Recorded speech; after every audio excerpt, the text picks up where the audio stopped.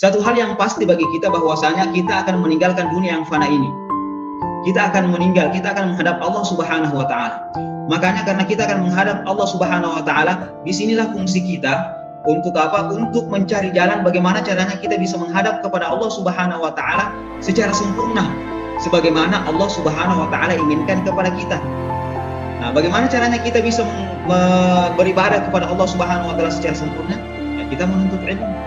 Kita mencari segala hal-hal yang dapat mendekatkan diri kita kepada Allah Subhanahu wa taala. Karena itu merupakan tujuan hidup kita. Bukankah Allah Subhanahu wa taala berfirman, "Wa ma khalaqatul jinna wal insa illa liya'budun." Tidaklah saya menciptakan jin dan manusia kecuali untuk menyembah kepada saya. Kalau dilihat di dalam ayat ini, kenapa kira-kira Allah Subhanahu wa taala atau apa hikmah daripada Allah Subhanahu wa taala cuma menyebutkan dua dari makhluknya di sini, jin dan manusia? Wa ma khalaqatul jinna wal insa illa liya'budun. Salah satu hikmah terbesar kata ulama di sini adalah bahwa cuma dua makhluk Allah Subhanahu wa taala ini yang memiliki potensi untuk berbuat maksiat kepada Allah Subhanahu wa taala.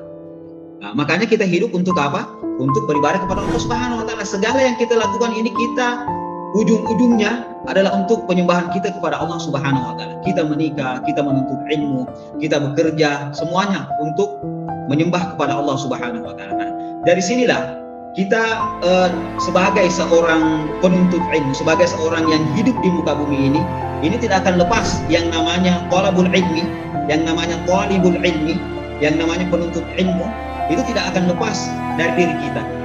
Karena kenapa? Karena tidak ada orang yang bisa mencapai tingkat kesempurnaan. Karena tidak ada orang yang bisa mencapai tingkat kesempurnaan dalam peribadatannya kepada Allah Subhanahu wa taala, maka kita berusaha untuk menggapai level yang paling tinggi.